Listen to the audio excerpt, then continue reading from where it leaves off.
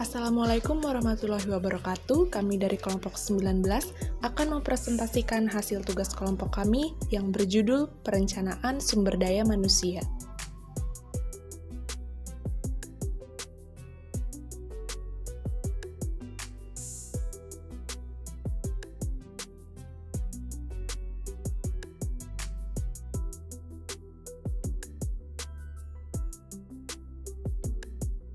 Perencanaan sumber daya manusia merupakan bagian dari alur proses manajemen dalam menentukan pergerakan sumber daya manusia perusahaan dari posisi saat ini menuju posisi yang diinginkan di masa depan. Dilihat dari sudut pandang proses manajemen, perencanaan sumber daya manusia bukan sekedar berkaitan dengan fungsi staffing. Namun lebih dari itu, perencanaan sumber daya manusia mencakup berbagai operasi fungsi dalam mengimplementasikan manajemen sumber daya manusia yang diselaraskan dengan penerapan manajemen strategik perusahaan.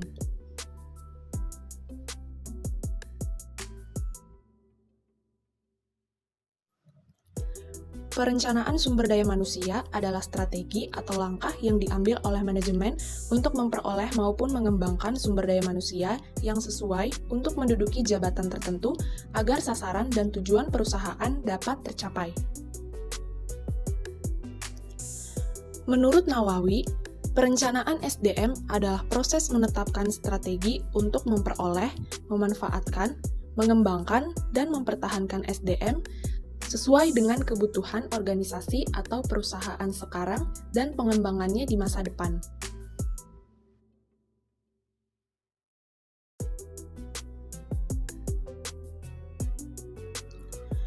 Model Eisenhower. Model ini digunakan untuk pekerjaan yang telah ditetapkan baik secara kuantitas maupun secara kualitas. Model Andrew E. Sikula.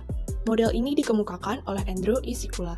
Model ini terdiri dari 5 komponen, yaitu tujuan sumber daya manusia, perencanaan organisasi, pengauditan sumber daya manusia, ramalan sumber daya manusia, dan pelaksanaan program sumber daya manusia. Model USAF.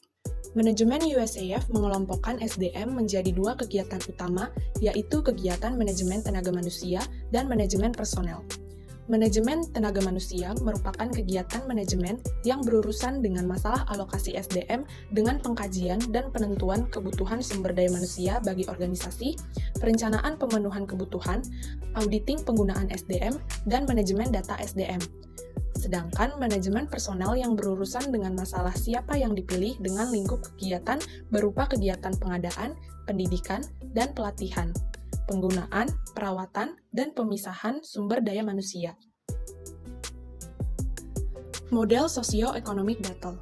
Model ini menggunakan karakteristik kekuatan kerja.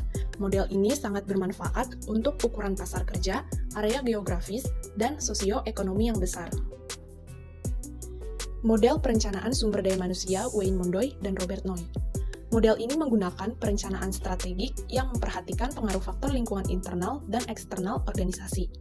Perencanaan ini memperhitungkan persyaratan sumber daya manusia, membandingkan tuntutan persyaratan dengan ketersediaan sumber daya manusia berupa permintaan, kelebihan, dan kekurangan, dan perhitungan ketersediaan sumber daya manusia dalam perusahaan.